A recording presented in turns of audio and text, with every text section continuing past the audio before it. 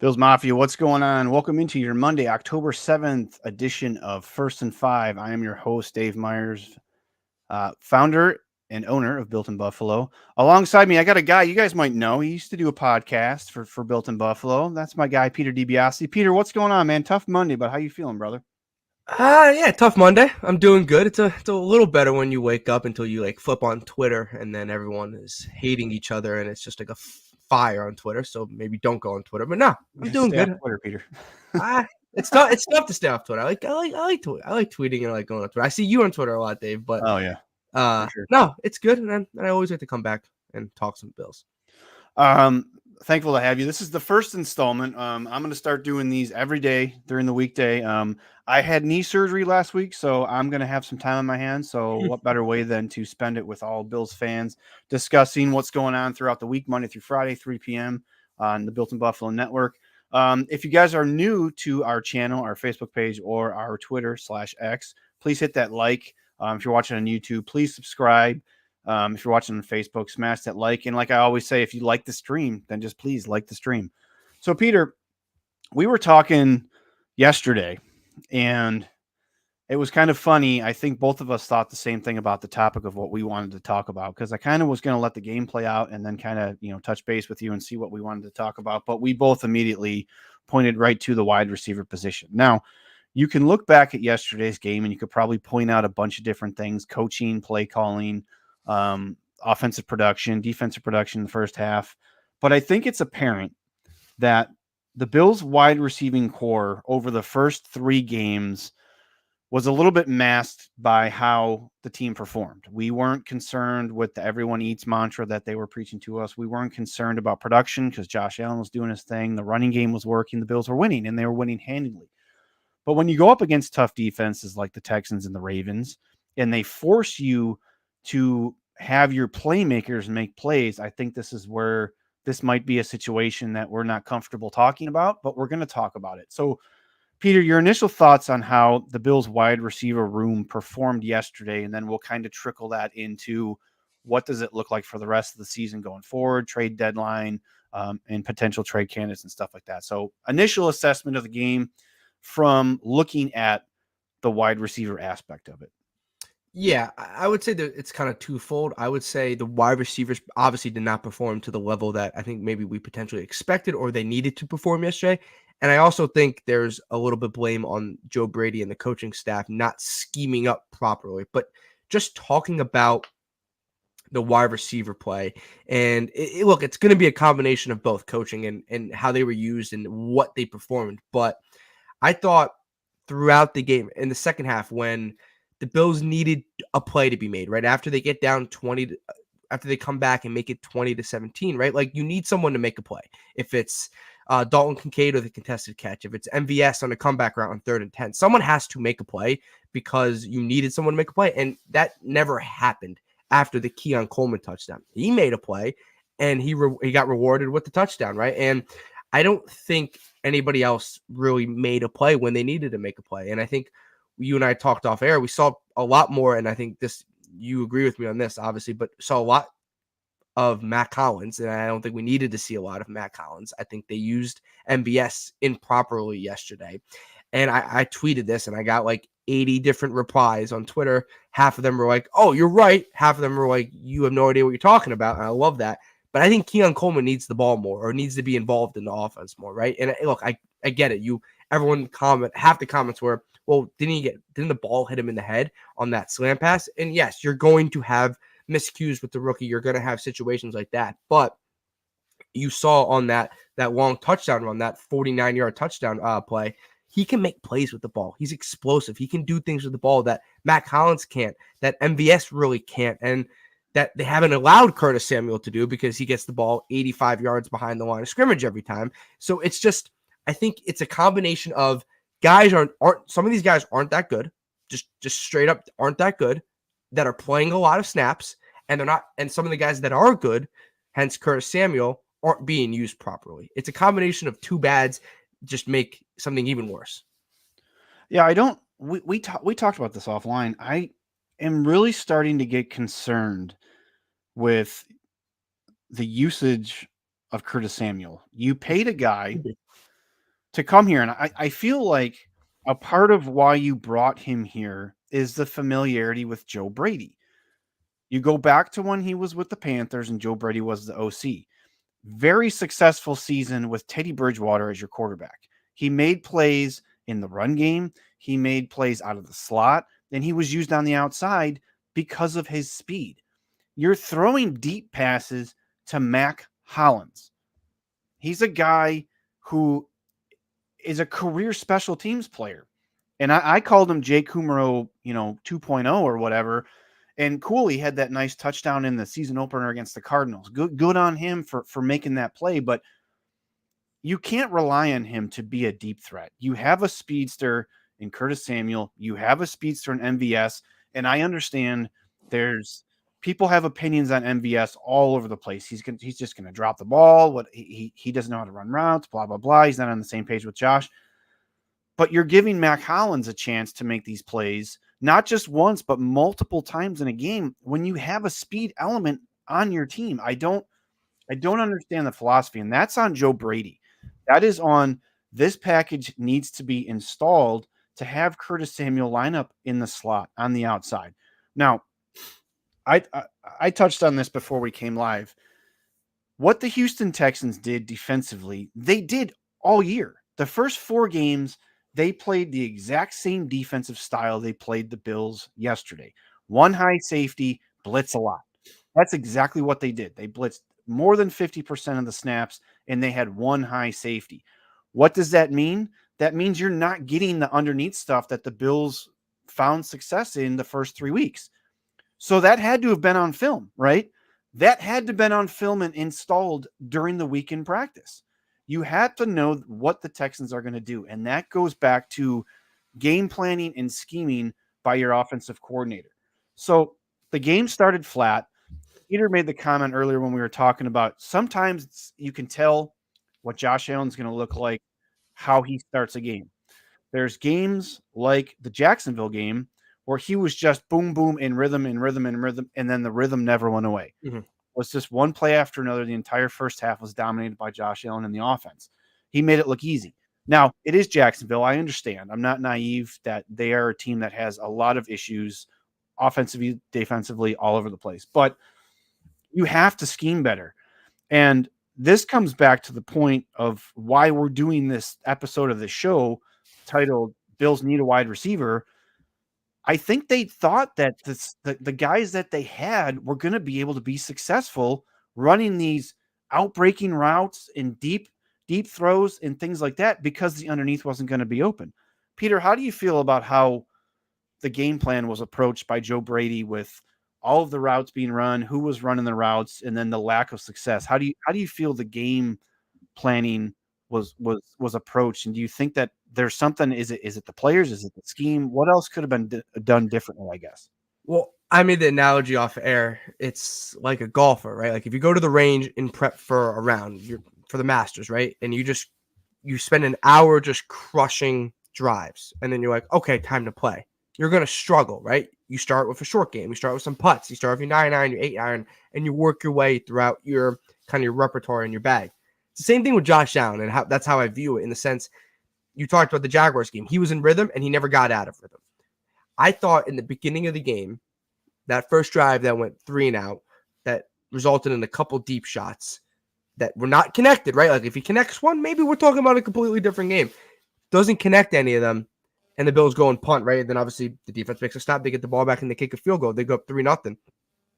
But I think you need to get Josh Allen in rhythm. If it's an underneath route to Curtis Samuel, if it's a comeback to Dalton Kane, whatever it is, I think he needs to get going and get in rhythm a little bit. And I get it. The Houston Texans don't allow the underneath, and the Bills had a chance to beat them deep or beat the Texans on those outbreaking corner routes. And I think the game plan wasn't terrible, but then I think they saw it not working, and then they never went away from it. Then they figure it out in the second half with a couple good drives that result in touchdowns, and then they go right back to it. And I just feel like you saw what was working, you saw working with the run game, and then you kind of go away from it. And I think you maybe not have the personnel to do those type of routes, and maybe they thought they had to, but then Curtis Samuel is a guy that could go underneath, could make a guy miss in space if he got the ball. But if he's getting the ball behind the line of scrimmage, it's not college football. It's not going to work every time. College football, you see those plays work a ton. And they don't work in the NFL because everyone is really good. The schemes are really good. The coaches are really good. But when you have a player like Curtis Samuel that has blazing speed, that can, I tweeted when we got him, yards after catch. He's great. Not when he's getting the ball 5 yards behind the line of scrimmage and has to make 7 guys miss. Get him in space. They should have used him more like Khalil Shakir yesterday. That should have been the direct replacement if you wanted to do that. And they didn't. And I think they suffered. And we talked about Matt Collins not being used or utilized properly, right? And I think that's an issue. And then we talked about it on a 3rd and 10 play or 3rd and 9 play late in the game where the Bills had a chance to go potentially win the game. They used Marquez Valdes-Scantling on a comeback route, which is not a specialty and is not able to bring it in. Derek Stingley made a really good play on the ball 100%. But one, MVS, you got to catch that ball, right? Like that's what you're here for. You have to catch the ball. And 2, that's not who you want to be in that spot. So maybe a little bit of not too harsh on MVS because that's not his role. But if you're going to be put in the role, you obviously have to make that play because those are the catches that you need to win a tight football game. And the Bills didn't have that. And I also said off air, you need guys to make plays, right? And I just don't think we made plays consistently. But yeah. Yeah, I think you talk about the MVS comeback, and I know I want to stay on topic with wide receivers here, but we can't not talk about the passing game and wide receivers and skill position players without mentioning Dalton Kincaid and Dawson Knox. That comeback route, how many times have we seen Josh complete that to Dawson Knox? He's a big guy. He's a big guy, and he can out-physical Derek Stingley. Now, it was a good play by Stingley, no doubt. But like you said, MVS is not that guy that you want running a comeback route at the sticks, right? So a lot of this lines up with play calling, scheming, what they did in practice all week, because last week it didn't work either. And I hate to say it, but I think the book is out on Joe Brady's offense. I think the last 2 weeks, now granted, if you're an NFL team, you need to have the personnel to perform and stop this Bills offense like the Texans and the Ravens do. So that's a completely different story for a completely different show. But I don't understand why you're throwing a bubble screen to Curtis Samuel and your lead blocker is Dalton Kincaid, a guy who we have known for a season and 5 games is not one of your best blocking tight ends, not one of your best blocking skill position players. And Dawson Knox is nowhere to be found. 0 targets yesterday. I don't understand. He's the highest paid tight end on the team. I think he's making more than Curtis Samuel is, if I'm not incorrect there. You might be right. You need to use that.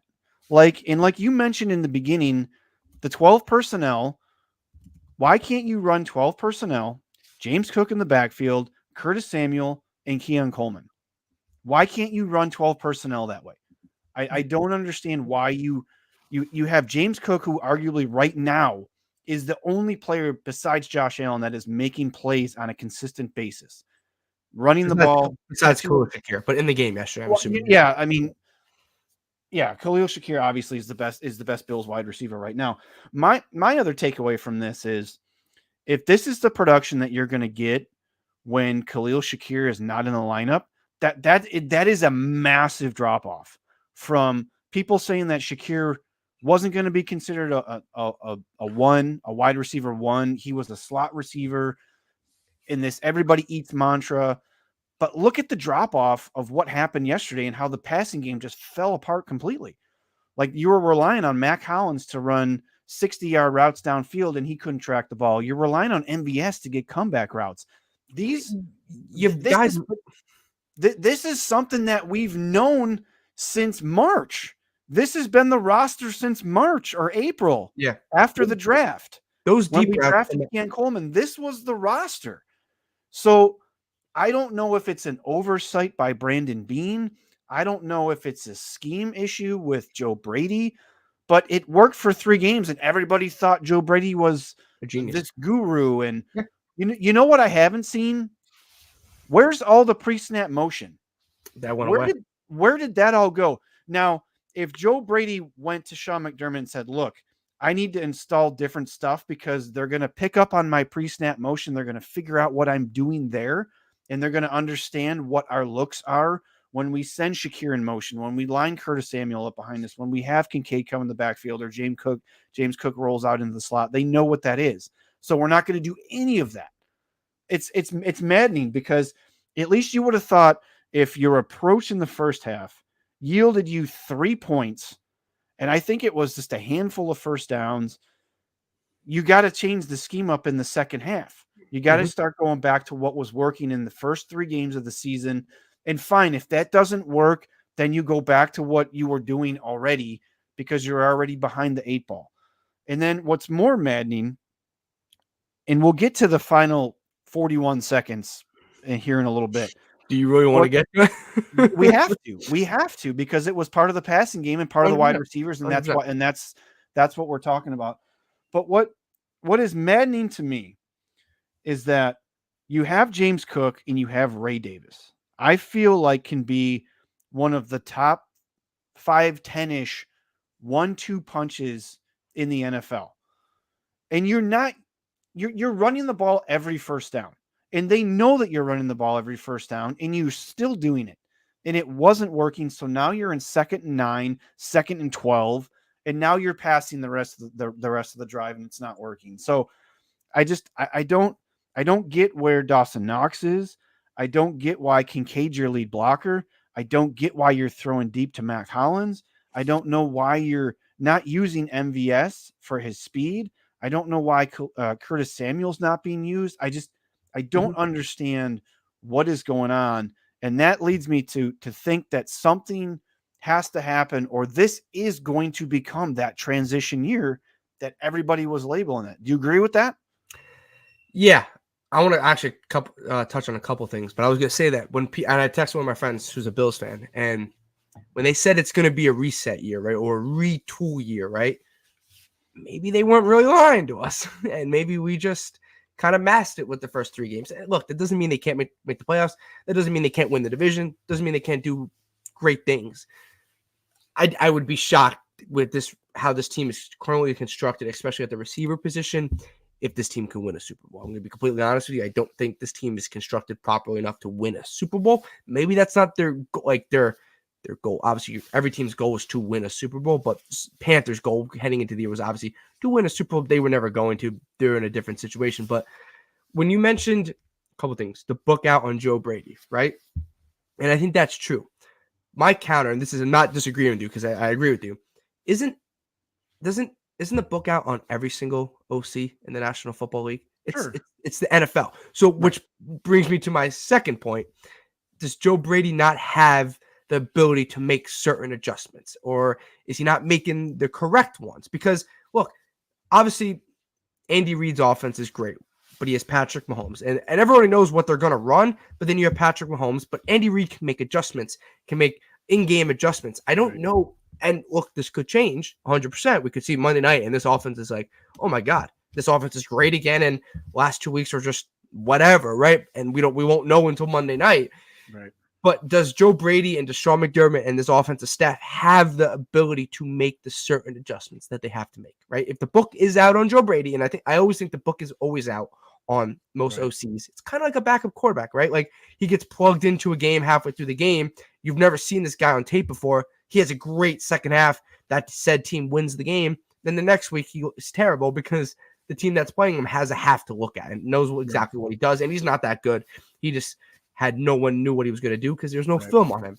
It could be like that. But I think we need to see Monday night. Does Joe Brady have the ability to adjust? And does Sean McDermott have the ability to adjust? And then my final thing is yesterday looked a lot like a Ken Dorsey kind of game from last year.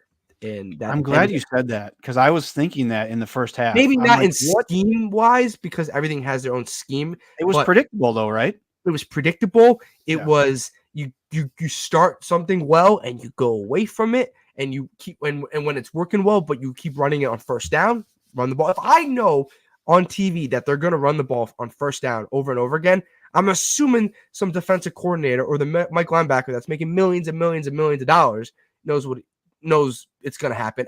I think yesterday felt like a little bit of what Ken Dorsey felt like, and then obviously ended up him losing his job and not being a member of the Buffalo Bills. I'm not calling for Joe Brady's job whatsoever, but I'm saying yesterday felt very predictable. It felt like, well, where was the play action pass? Where was under center? Where was the pre-snap motion? Look, if Houston knows you're going to do it, if you can execute it and you can do your system right and your plays properly, you're going to win football games. You're going to have success. They went completely away from it. And yeah, not to have any play action, which we yelled at Ken Dorsey last year to have play action. We're like, oh, Joe Brady's going to give us the play action. He's going to give us the short passes. He's going to give us the running game. And then yesterday, you go away from it. I just felt like that was not the way to go. And you saw it not working and you kind of stuck with it. And then when it worked, you went away from it again for some odd reason. The first 3 games, it was working. Now, you want to talk about the competition, fine, but I think the Arizona Jaguars almost beat Houston last week. Yeah, I think the Arizona Cardinals. I think the Cardinals are a good football team. I think they've been highly underestimated.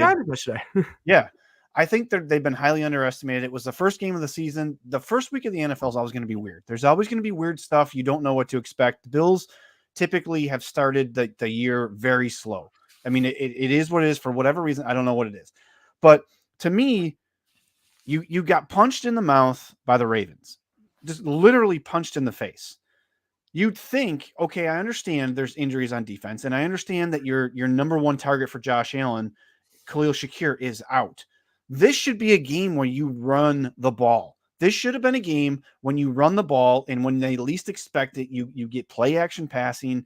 And this is where Joe Brady, the expert that we were all calling him for 3 weeks, oh my God, the trickery, and he's a magician and he's making defenses look stupid, and you think it's this and then it's really that. Well, we have to give Josh Allen some credit for a lot of that stuff, because a lot of those plays were broken down. And Josh, in the Jacksonville game, I can tell you he made a lot of stuff out of nothing. The Kincaid touchdown in the first half, the pass to Ty Johnson, like a lot of the stuff was Josh Allen just doing things that not normal quarterbacks can do. So it makes Joe Brady look great, right? But when you have your best pass catcher out of the game, you need to look at your running backs. You have Ray Davis. How many receptions did he have in college? I think he had more than anybody. Doesn't he hold the record for most career receptions by a running back in college? He might. Or it's close to it or something like that. And then you have James Cook, which we know is a dynamic threat in the passing game. That catch he had yesterday, I don't know how he caught the ball, and he was an inch away from getting his ass in bounds and making an extremely difficult catch. But then you have Dawson Knox, who you extended, and then he gave you some money back, but he's still one of the highest paid players on offense, not being used. You have Dalton Kincaid running these go routes down the middle of the field. I just don't understand. After the first half, nothing you were doing was working. Josh Allen was 1 for 9. You have to figure out, maybe take some of the pressure off of him by getting this running game going. And I swear, every time they ran to the right, it didn't work. Every time they ran to the left, it worked. So I don't know. He's up in the booth and he sees that. Why are you calling running plays to the right when it's not working? Like it's maddening. And I'm going live tomorrow with USA Today NFL writer Jarrett Bailey. And we're going to talk about Joe Brady. So I don't want to give away too much of that show now. Well, Peter, let's. You said Ray Davis. He's 12th all time. 12th all time for all-purpose. No, for all-purpose yards. That's crazy. So that means he's good at football, and he's good at football. And look, in college, he had at least one reception in 25 straight games. He had, how many receptions he had yesterday? 1 for 4 yards. I didn't even know he had a catch. I think he had 1 for 4 yards yesterday. It came at a time that I saw the box score after the game, and I didn't even remember the play. I don't remember that play. It must have been early in the first half or something. Yeah, he had 1 catch for 4 yards, and he was and he's 4th all time on touchdowns with 41. Let's NCAA in total. He's 4th all time in NCAA rushing yards. So he's good at football. That's my analogy. Let's talk about the last 41 seconds, and then we'll talk about what we think the Bills can do with the wide receiver position. Okay. So first off, the Texans did everything in their power to give this game to the Bills. Yeah. I was saying it in every single group text, group chat, wherever it was. I said, the Texans are playing with fire right now. Mhm. This reminded me of opening day Bills Jets last year. The Bills were doing everything to give that game back to the Jets. Everything they could do to let the Jets win that game. That's what it reminded me of. Mhm. You had the incredible play by Terrell Bernard. He covered two guys on that play. If you go back and watch that interception, he covered a guy that came out in the flat, and then he's like, okay, I'm going to cover the guy that the pass is probably going to. He's coming across over here, and heck of a play. And then Dwayne Smoot causes the fumble recovered by Dorian Williams. All right, cool. But on that last drive before the Texans punted, they got lucky. The fact that Schultz ran the wrong route Mhm. and CJ Stroud happened to throw the ball to where he should have been going, and they got flagged for that intentional grounding. That was like, oh my God, the NFL gods are trying to give us this game. Like, we have no business getting this game, but the NFL gods are going to give us this game. We're going to get the ball. We're going to go to overtime, and we're going to see what happens. And then I started having PTSD of the 2019 wildcard game, but in the same building. But so they punt, heck of a punt, down at the 3-yard line. I'm thinking, all right, what do we do here? Before we go too far into this, what if you're the offensive coordinator for the Bills right there, first down, your own 3-yard line, No 40 timeouts. seconds left. I think it was 32 after they downed the punt. What are you doing in that situation? Tell me what you're doing. You're Joe Brady. What are you doing? And Sean McDermott, because we got to put some of this on Sean Yeah. McDermott as well. What are you doing in that situation? First of all, the play of the game was probably that punt. What an incredible punt by whoever the Houston Texans punter is. So hats off to him, and that completely screwed us, because if that goes to a touchback, it's a different scenario. But Right. 32 seconds, you have no timeouts, and you're throwing out of your own end zone from the 4 or 3-yard line, whatever it was.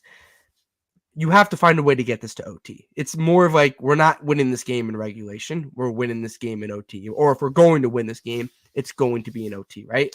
And it's probably run the ball on first down. It's boring and it's generic. You probably run the ball on first down. That's kind of what you do. And Houston also might play a little bit of prevent defense, which they did. Houston played a little bit of a prevent defense. If you get past that front four, there's a chance you get 7-8 yards and you're home free basically into OT, right? And they didn't. They threw it deep to Keon Coleman, obviously being a offensive PI, which whatever the call is, doesn't matter. It was an incomplete pass. It didn't matter because they declined it anyway. So it really had no bearing on the game. 2nd and 10, 2 straight incomplete passes. I think without letting them use a burner timeout, without letting basically a lot of clock go off the time, and just throwing it deep like you were down 3 in the game. They acted like they were down 3 in the game, not tied up trying to get this game to OT. If you go back and watch all 22, there's a couple guys open underneath. I forgot. I think it was Kincaid and I think it was Samuel or Knox. Coleman was open too. I mean, it would have been a tight throw for Josh, but Coleman was underneath and Kincaid was wide open he was wide open right in front of Josh, and the defender was 5 yards off. I think you have to tell Josh right there. Check down. Just be like, Josh. Yeah, I know we want to go win this game. It's going to be epic if we go win this game. We're not winning this game in regulation. It's just only time you're winning that. Didn't they throw a deep ball to Matt Collins? Yeah, the second. Yeah, that's what I was trying to remember. I was like, well, 2nd and 10 was the play where you had all the other receivers running short routes, and then you had Matt Collins on the left side running down the field, and Josh threw the ball up for him, but he couldn't track the ball. No, he could have made a play on that. That play call is not the best play call in that scenario, but that's not on McDermott and Brady as much. It's on Matt Collins not making a play, but you're also putting guys in the position that shouldn't be in that position. So that's also on McDermott and Brady. Look, I think they played like they had to win the game in regulation. Right. And I don't know what the percent chance is, but I'm going to be completely honest with you. If you're at your own 3 or 4 yard line with 32 seconds left and no timeouts, I bet you it's like a 1% chance you can kick a field goal. Probably, look, if you get the ball at the 20-yard line on a touchback, it's a different game. 30-yard line now. Oh, is it on a punt? It's the 30-yard line? Okay. Oh, no.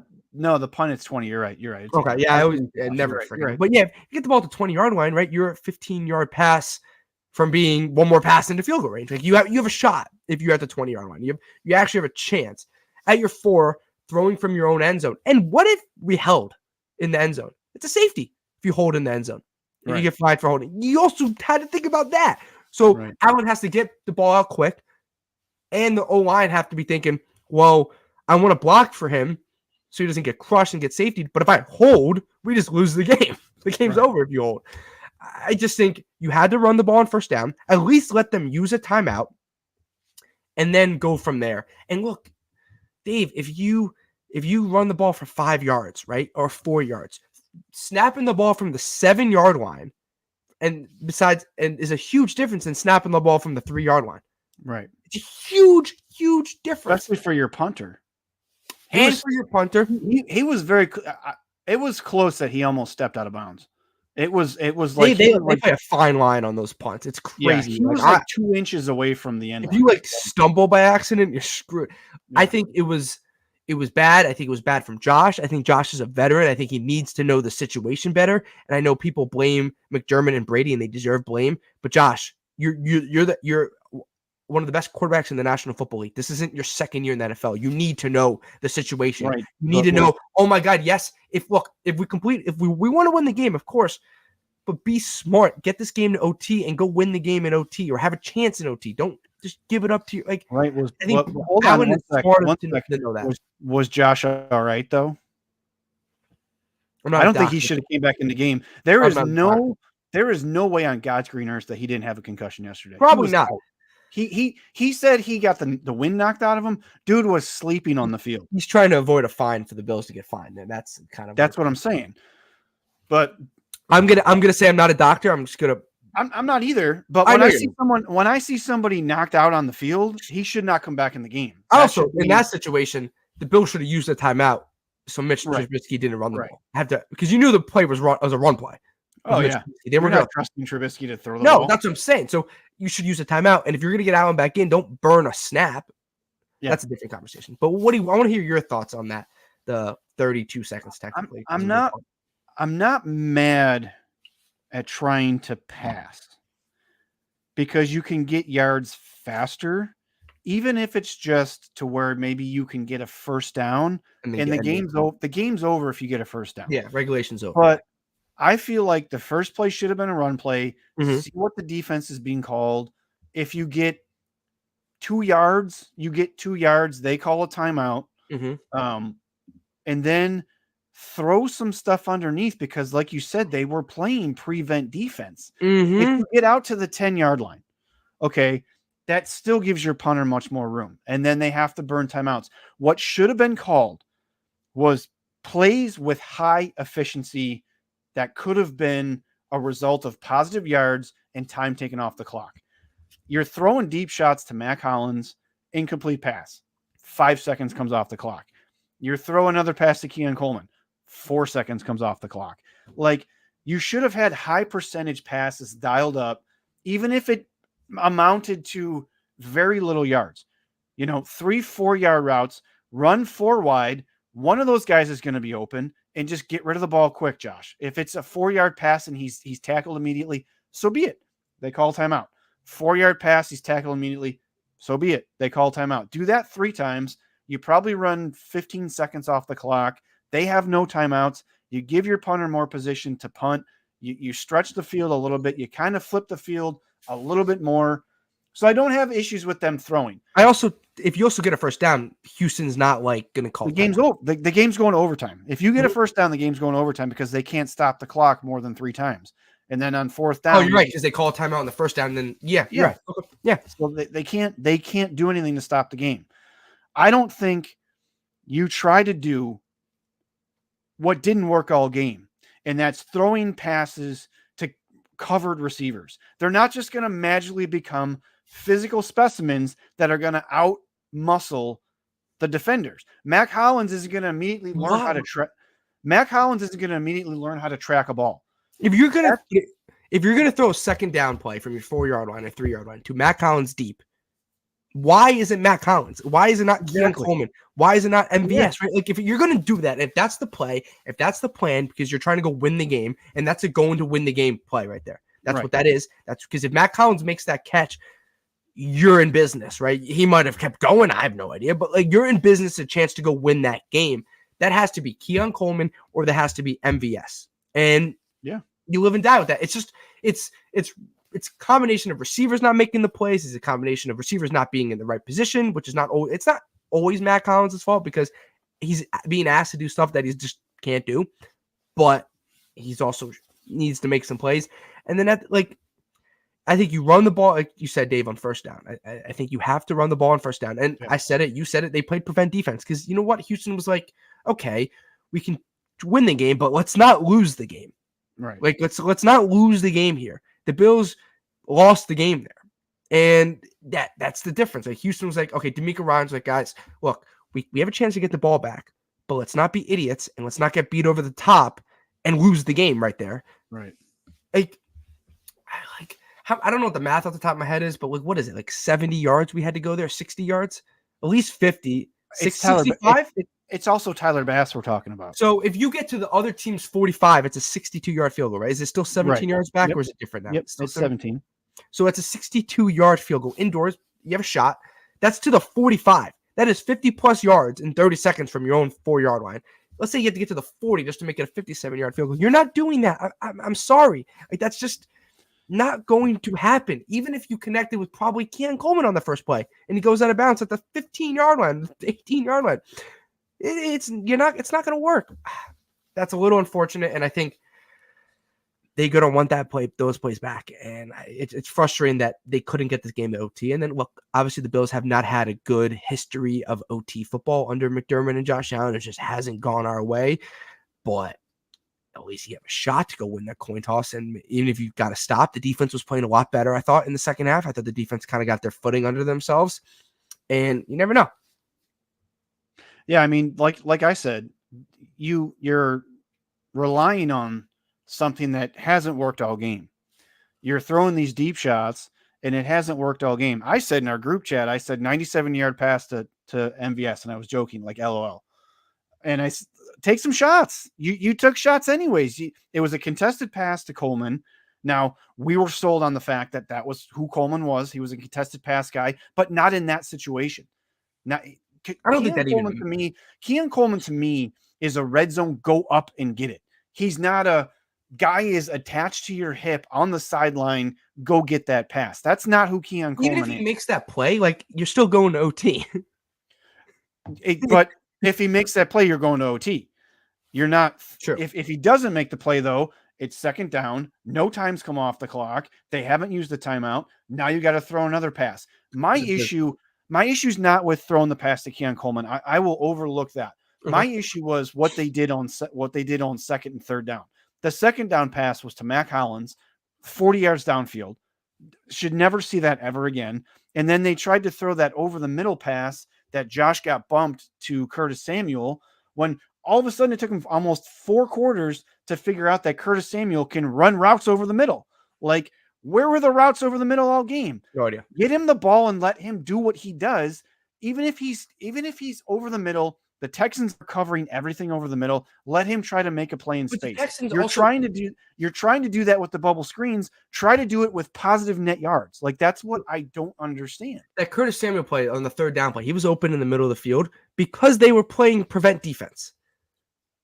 And you give your guy, you give arguably your best skill position guy that's available because Khalil Shakir's out. You give your best guy ability to make a play. Like you said, the Bills, besides James Cook, nobody, and Keon Coleman on the 49-yard touchdown, nobody made a play. Curtis Samuel should have been used the way he was used. I understand it was a prevent defense, fine, but how about run some routes and see what they're giving the look throughout the game of Curtis Samuel lining up in the slot. See what the defense looks like, so maybe you can use that in the rest of the game. You know what I'm saying? Like, see if that's going to create anything for the rest of the game. They were daring the Bills to run bubble screens. They were saying, you go ahead. We know, okay, Curtis Samuel's lined up right by the yard markers over here. He's gonna run. They're gonna run a bubble screen, Mm-hmm. and guess what? They ran a bubble screen, Mm-hmm. and it didn't work. So I don't know. I think this is the point where we probably should start talking about if the Bills need to add a receiver, because I think we're both getting a little bit too heated and too fired up. We know what they didn't do. I said earlier, and I think it's a perfect segue. I said earlier that after Shakir, the drop off has been huge. We haven't seen the utilization of Dalton Kincaid. Nope. There's some receivers out there that are on teams that are just, they look like they're stuck in the mud right now. Who are a couple names? We all know Devontae Adams is out there. Besides Devontae Adams, who are a couple names that you think the Bills should at least kick the tires on, make some phone calls on, that you think would come in and the Bills would benefit by adding these guys to the roster? Obviously, Devontae Adams is the name that people talk about, like you said, but I would be shocked if the Bills do it just because they have to eat the money and it just might not work, all that kind of stuff. I would say the guy I've looked into, Amari Cooper. I think he would be kind of that guy, and I know people talk about it, but that cap hit is not bad whatsoever. It's like a $2 million cap hit or whatever it is, right? It's not bad. You muted yourself, Dave. You're still muted. Oh, you're still muted. What'd you say? I think the cap hit for Samuel is for Amari Cooper is under $1 million. I think it's prorated. Whatever it is, it's cheaper than Keon Coleman right now. Yeah, whatever it is, it's very minimal, and it's not going to be that impactful. And I don't think he's going to be super expensive. Like, I think max a 3rd round pick. It's probably a 4th or 5th round pick. That's probably what it is. He would be a guy. I know people talked about Romeo Doubs this week from Green Bay, but he missed Sunday's game for disciplinary reasons from Green Bay, detrimental to the team. Probably not the guy. I don't know the situation. He's pulling a wide receiver, which they're all doing it now. I don't want to play for you. You're not using me right. I don't want to be here. So, and he's going to get traded. He's talented. He's good. I think he could be an option. Someone said Traylon Burks doesn't really move the needle for me. He was not good. No. Someone said Darius Slayton of the Giants. I think that's a little bit interesting, but like, if the Bills want to go above and beyond, the only 2 guys or 3 guys, I would say Romeo Doubs, I would say Amari Cooper, and then obviously Devontae Adams, who's not coming to Buffalo. But I would say Amari Cooper is probably the guy you have to go get if you're serious about winning this year and you're serious about trying to contend for a division title. And I think you can win the division with this roster currently. But if you're trying to contend to go past the divisional round and try to go win an actual Super Bowl, I think you have to go get a Amari Cooper kind of guy. Yeah. The only one that I think, 2 actually, I think there's 2 that move the needle. All these other ones, I think it's lateral moves and it's a waste of spending draft capital. Devontae Adams obviously moves the needle. I think that's a guy that would come in, immediately be the deep threat the Bills want, the contested catch guy. He runs the whole route tree. He's tough. So he would get those tough, the MVS route. I think that's something Devontae Adams could do. I don't think the Bills are willing to take on, and they literally can't take on his salary. Now, the Raiders, everybody's talking about, well, what if the Raiders eat some of the cap? They're not going to. The Raiders, they're still paying John Gruden, and unless like the Bills came in and like, here's our 1st round pick, they would probably. They're not going to, and Beane will never do that. But the Raiders would sit down and be like, okay, maybe we can suck up the money, but the Bills aren't doing that. Right? Yeah, Beane. I don't think Beane's going to do that. If it's just a second, fine, but you can't take on that money. The one that makes perfect sense to me is Amari Cooper. I feel like Amari Cooper with good quarterback play is a really, really good wide receiver. We've seen it in the past.